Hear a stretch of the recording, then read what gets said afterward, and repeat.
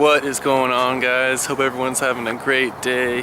It is Sunday, and as you can see behind me, there is my new 350Z. Some of you guys saw my last video and were asking about the Integra. I did sell it a few weeks ago. Absolutely love that car, but I was ready to move on to something else and let someone else enjoy it. It was really cool. I was thankful to be able to sell it to another Honda enthusiast, and he knew all about it and he knew exactly what he was getting into, so I was really stoked to see it go to someone that likes Hondas. So kind of like the video with the Integra, I'm just going to go through the car and kind of tell you everything about it and what's done to it and, you know, my initial thoughts. So this is an 06 Nissan 350Z touring package. So basically it's got all the best interior options: leather, it has a factory Bose sound system, heated seats, power seats. So this was the highest interior trim you could get. So the 06 was still a DE, so this is a DE rev up. So basically it revs to 7,000 RPMs, a little bit higher than the earlier years, makes a little bit more power, and it came with the updated transmission that's much better than the earlier years. So if you guys don't know, so 03 to 05 they did the DE, and then 06 they did the DE rev up, which had the better trans, higher revving motor, a little bit more power, and then 07 and 08 was the HR, and that was made a little more power, dual intakes, and it's the more sought after car, but it also costs quite a bit more. So it's a VQ, it's a V6 3.5 liter, it makes 300 horsepower from the factory, revs 7,000 RPMs. I think the torque was like 260 or something like that. So I bought it with a few mods already. So it's got Nismo wheels, Bridgestone Potenzas all the way around. It's got a exotic speed, exhaust, and Y-pipe.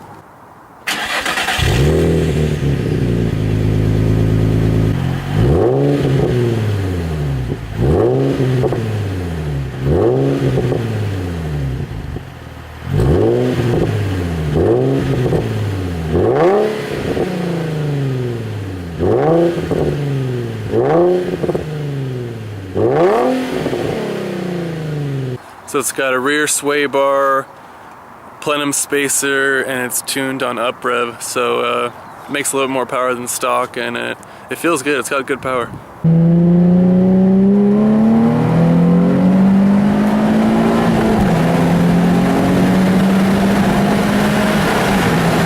So the DEs are really known to burn oil, and in the earlier DEs, the 03 to 05, had transmission issues too before they updated it with this one in 06.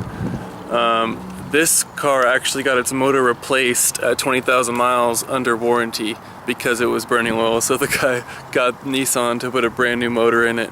So it's actually got 20 less thousand than it has on the body. So like I said, this is the highest trim interior, leather, heated seats, Bose sound system. So it actually even has a Bose sub right behind the driver's seat. I think it's like a 10, but it sounds pretty good. I mean, you could tell it's from 06, but sounds good.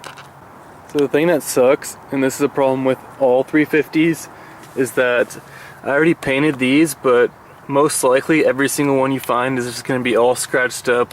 They use really poor paint choice from the factory. You can kind of see here it's all scratched up, and they just used really cheap paint. Like, I don't know why they didn't fix it through all the years of production, but I already painted these, and you can kind of see that these things are wearing. Most people just buy carbon fiber bits to put over them, but they're kind of expensive, so I just painted these because they really bothered me, and I thought about painting that, but I don't know. So that's just something to know when you buy these. Like, don't be scared because it's all scratched up, because they're all like that. It's just something you have to deal with. As long as the car is mechanically fine, I wouldn't worry about it. So because this is the touring, it got cruise control, and I have a Parrot head unit, which is okay. I mean, it works sometimes. It's glitched like 3 times on me, like really bad. But other than that, it does its job. And these volumes buttons don't work anymore because of the head unit. We got gas, coolant temp, RPMs, speedometer, and then that's a digital display. You can go through a couple different things. Oil pressure and voltage. I'll show you what you can go through here. So speed, temp, miles till empty, average. I don't think that's accurate though. Timer, tire pressure, and then the shift light indicator. So bottle holders in the doors, and then there's 2 cup holders in here. And here's the switches for the heated seats. And I do have a Mishimoto shift knob. I would highly recommend it. It's really good. Show you the trunk. Common issue with 350s. So it's got a big strut bar in the back, which is kind of annoying because you can't fit much back here, and they fixed that with the 370. They took it out and allowed for a lot more room, but there's not a lot of room back here for like daily use. It's okay, but if you have anything like kind of big, you're not gonna be able to fit it. I was never crazy about the VQ sound, but ever since I got one, I absolutely love it. It sounds so good. And this is on stock cat still, and it's pretty loud. Like, I feel like if I went to test pipes, because I kind of want it to be louder, if I went to test pipes, it might be too loud. Like, I don't want to get messed with or anything just because of my exhaust, and it sounds really good as it is. So something I wanted to talk about was, you know, I was looking around a lot of different cars, and this one just really stood out for me. I really wanted a sports car, you know, coupe, rear wheel drive, a lot of power, or decent power. It's not really a lot of power nowadays, but it's really plenty for the street. And you know, one thing to consider is the value of the 350 now is so good. Like, I honestly would argue that it's one of the best value sports cars, especially for the power range that it's in, for being a rear-wheel drive 300 horsepower car.